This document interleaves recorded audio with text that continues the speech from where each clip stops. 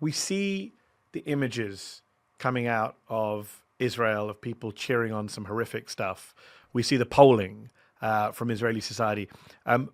You mentioned earlier, I mean, one poll earlier this year commissioned from Pennsylvania State University and an Israeli polling firm found that 82% of Jewish Israelis supported the expulsion of Gaza's residents. 56% favored expelling Palestinian citizens of Israel, like Sally.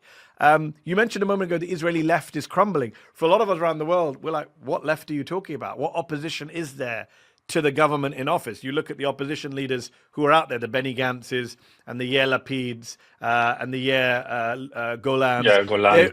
They're all happily interchangeable with Netanyahu when it comes to Gaza. They'd all equally bomb the shit out of the place.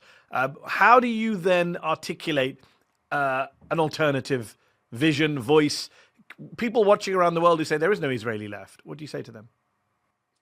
There's an Israeli society, and where there is a society, there are people, and where there are people, there are interests, and we can recognize the interests of the people, despite of very corrupt and numb leaderships of the entire Israeli spectrum. And I will not be the person telling you that there is a strong opposition also to the ideas, not only to the person, but to the ideas of the right wing in Israel.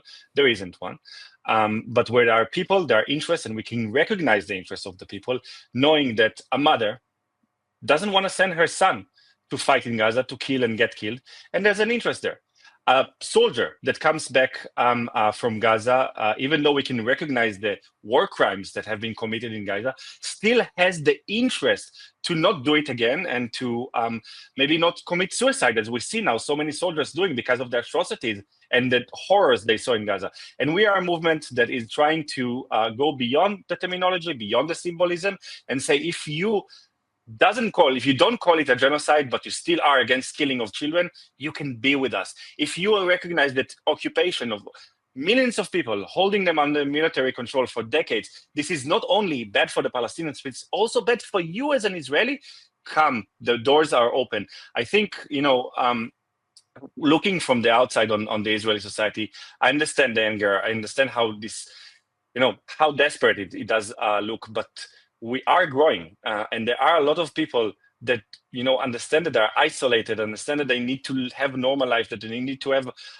quiet, and another war, another occupation, another genocidal campaign, whatever you want to call it.